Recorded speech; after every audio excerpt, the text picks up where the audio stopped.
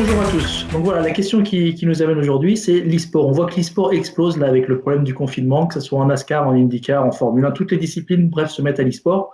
C'est même diffusé en direct à la télé, là où habituellement dans les courses de NASCAR. Geoffroy, qu'est-ce que tu penses de ça? Est-ce que c'est une tendance qui va durer ou est-ce que c'est vraiment lié au confinement actuel? Bonjour Arnaud déjà, et effectivement oui, l'e-sport explose cette année depuis quelques semaines notamment avec ce confinement. Euh, Malheureusement, je pense que ce n'est qu'un feu de paille. Les disciplines qui existent déjà, notamment la NASCAR qui effectue beaucoup de courses depuis de nombreuses années, ces disciplines-là vont perdurer, mais le fait qu'on ait des Niamlin, des Dale Earnhardt Jr., et d'autres pilotes actuels de la Cup, comme c'est le cas les dimanches, je pense que c'est quelque chose qui ne va durer que pendant la trêve liée au coronavirus qui sévit un petit peu partout dans le monde, Arnaud. Alors c'est vrai, on peut se dire que là, ce qui fait l'attrait de la discipline, c'est sûr qu'on a vu tous les pilotes, des pilotes très populaires, en fait, basculer sur l'e-sport. Alors pour l'anecdote, hein, j'ai même vu que le matériel, je ne sais pas si tu as eu l'occasion de voir la machine de Denny Hamlin, il y en avait pour 40 000 dollars. Alors c'est sûr que avec ça, il peut gagner les courses.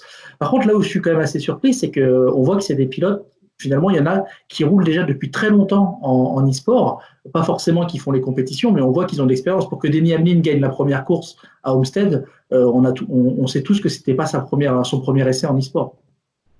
Clairement, Denny Hamlin et beaucoup d'autres roulent depuis des années en e-sport et on a bien vu sur la course d'Homestead de la semaine dernière que ceux qui n'ont pas l'habitude de l'e-sport étaient, alors je mets des guillemets, à la rue.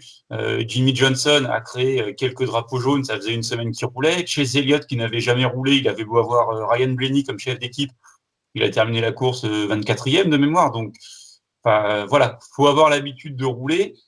C'est différent d'une voiture physique, euh, mais c'est ce qui s'en rapproche le plus et c'est le seul sport, le sport automobile, où on peut se permettre de rouler en virtuel et avoir des sensations assez proches de ce qui se passe dans la vraie vie, d'autant que e-Racing, pour ne pas les nommer, ils ont fait un travail exceptionnel en modélisant tous les circuits pour les reproduire au plus proche de la réalité et petit à petit, ils ajoutent différentes choses. Là, dernièrement, ils ont ajouté les pneumatiques. Il y a d'autres dégâts qui vont arriver dans les prochains mois, au niveau de la gestion des dégâts. Mais clairement, petit à petit, ils apportent des petites touches et ça reste ce qui est le plus proche de la réalité en termes de simulateur. Et donc, c'est quand même curieux, c'est comme tu dis, il y a effectivement des pilotes qui ont beaucoup d'expérience, des pilotes dans la vraie vie qui sont passés à l'e-racing là et qui sont performants. Et à l'inverse, en fait, on a des pilotes, on prend l'exemple de Sej Karam ce week-end là en IndyCar, qui n'est pas actuellement le meilleur pilote d'IndyCar, hein, malgré le fait qu'il ait quand même beaucoup de saisons derrière lui. Il a dominé l'épreuve d'IndyCar e-racing parce que voilà, c'est un pilote qui est avant tout, qui était déjà pilote d'e-racing avant d'être pilote de monoplace. Tout à fait. Et il y a aussi une chose dont on n'a pas parlé, c'est que toutes les monoplaces sont identiques. Enfin, là, tu prends l'exemple de l'IndyCar, c'est des Dallara, toutes les Dallara sont identiques, alors que sur le championnat IndyCar, on sait très bien qu'une Dallara de chez Penske ne va pas être la même qu'une Dallara de chez Andretti ou de chez Dragon and Rainbow ou de chez Ganassi. Donc, dans, dans la vie réelle, il y a ça qui joue en plus, l'argent des équipes. Là, finalement, ce qui compte, c'est juste d'avoir une connexion décente, du matériel correct pour pouvoir rouler. Et finalement, tout se passe bien. C'est Karam, sur les 45 tours, il emmène 43 samedi. Il était facile. Oui, comme tu dis, effectivement, on a vu qu'il y a des pilotes qui ont été forfaits, plus pour des problèmes techniques de connexion ou même de simulateurs non livrés apparemment pour certains, que du coup ils n'ont pas pu faire la course, quoi. Ouais, ce sont les aléas, en fait, ce qu'on appelle des problèmes techniques dans la vraie vie qui vont être un moteur qui explose. Sur les simulateurs, ça va être un problème de connexion Internet. C'est clairement ça. C'est c'est différent. Alors si on met de côté la partie bon NASCAR, IndyCar, donc ils vont faire une saison, hein, je crois, ils parlent de 6 ou 7 courses, je crois pour l'IndyCar avec des courses tous les week-ends ou toutes les semaines. Sur US Racing, on peut déjà suivre depuis quelques temps déjà une saison de e-racing, c'est la US Racing IFRN Cup Series.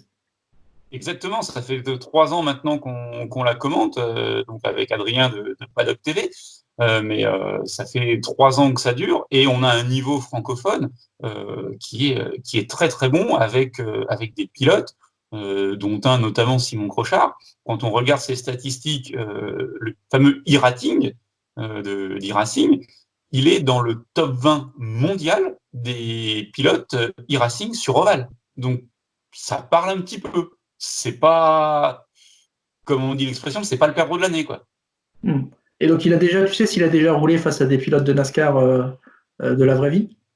Oui, ils ont déjà roulé sur certains serveurs, sur d'autres courses, puisque forcément, pour préparer les courses du mercredi, ils vont rouler le week-end, et avec un tel niveau, on peut se permettre de rentrer pratiquement sur tous les serveurs et de pouvoir rouler contre des pilotes très connus de la Cup qui ont l'habitude d'aller sur les serveurs pour s'entraîner et puis pour appréhender certaines pistes.